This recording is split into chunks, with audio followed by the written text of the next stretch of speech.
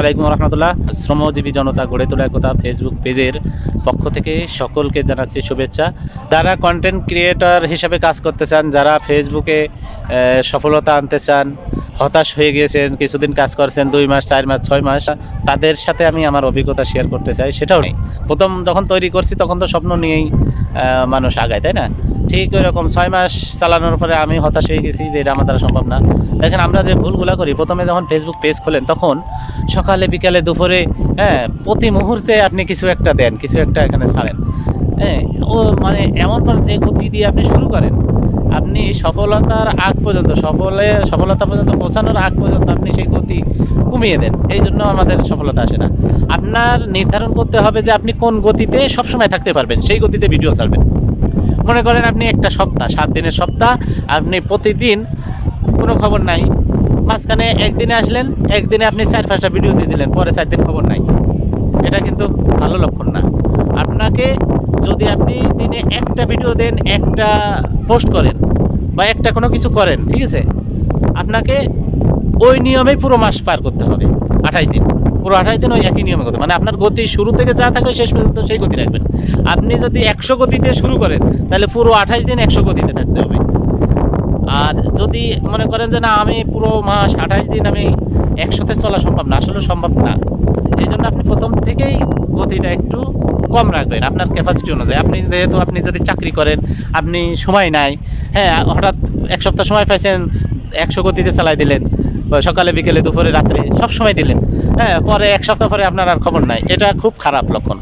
এই জন্য আগে স্থির করে নেবেন যে আপনি পুরো 28 দিন কোন গতিতে থাকবেন, কোন গতিতে আপনি সময় দিতে পারবেন, সেইভাবে আপনি শুরু থেকে শুরু করুন। দেখেন, শুরু থেকে আমিও এরকম করছিলাম, খুব ভালো লাগছিল, সফলতা আনবো, কিন্তু এক পর্যায়ে যখন হয় নাই তখন রিস্ক কমে যায়। 1 সপ্তাহ পরে যখন আবার ভিডিও দিতে পারেন, 1 দিন 2 দিন, তখন রিস্ক কমে যায়। কিন্তু শেষে এসে আমি গত 1 বছর যাবো, আমার এই পেজটা খোলা প্রায় 2.5 বছর।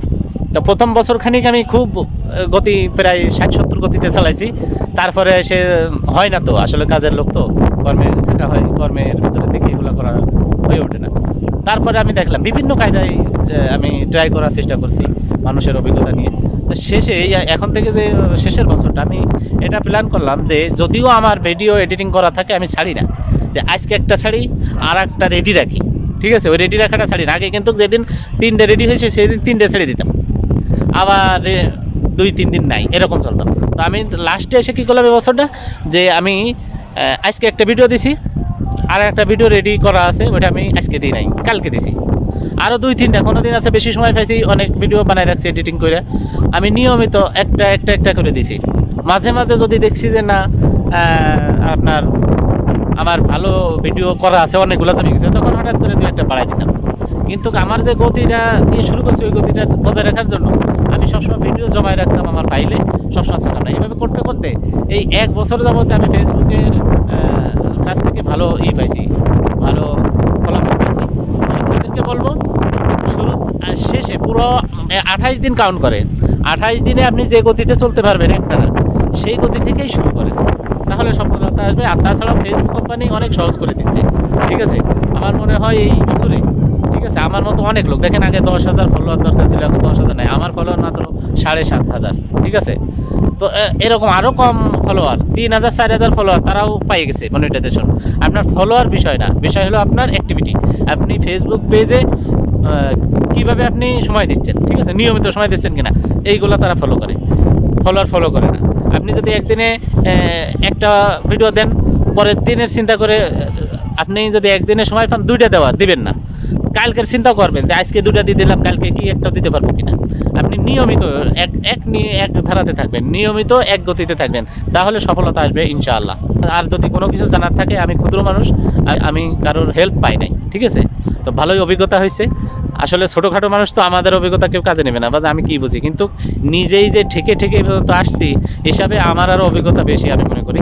তো আপনাদের যদি কোনো কিছু জানার থাকে তাহলে আমাকে জানাবেন, কমেন্টসে জানাবেন কোন বিষয়টা জানা দরকার। যারা কন্টেন্ট ক্রিয়েটার হিসেবে কাজ করতে চান, যারা ফেসবুক পেজ নিয়ে কাজ করতে চান, তাদের যদি কোনো কিছু জানার থাকে আমাকে কমেন্ট করে জানাবেন। ইনশাল্লাহ আমার যে অভিজ্ঞতাটুকু আছে, আশা করি ভালোই অভিজ্ঞতা আছে, কারণ আমি মানুষের সাহায্য ছাড়াই এ পর্যন্ত আসছি ইনশাল্লাহ। তার জন্যই আমার অনেক দেরি হয়ে গেছে। বারবার ভুল হয়েছে, আবার আমার স্পিড কমে গেছে, আবার মাঝখানে আমার রিস্ক কমে গেছে, সব কিছু আবার নতুন করে আবার শুরু করছি। এরকম অনেক অভিজ্ঞতা হয়েছে আসলে না, কিন্তু এই ছোটো পেজ যারা চালায় অনেক দিন যাবৎ উঠতে পারতেছে না, উঠতে আবার নিচে পড়ে যাচ্ছে, এদের অভিজ্ঞতা কিন্তু বেশি। যারা একটানা চলে যায় তারা তো কোনো জায়গায় ঠেকে না, তাদের অভিজ্ঞতা হয় না। যারা ঠেকে তাদের অভিজ্ঞতা বেশি হয়, যারা ঠেকে যায় তাদের অভিজ্ঞতা বেশি হয় বলবো। তো যদি কোনো পরামর্শ দরকার হয় আমার অভিজ্ঞতা থেকে আপনাদের কাছে শেয়ার করবো ইনশাল্লাহ। যদি কোনো কিছু জানার থাকে আমার কমেন্টে জানাবেন, ইনশাল্লাহ আমার যে অভিজ্ঞতাগুলো হয়েছে সেগুলো আপনাদের সাথে শেয়ার করবো। আসসালামু আলাইকুম ওয়া রাহমাতুল্লাহ।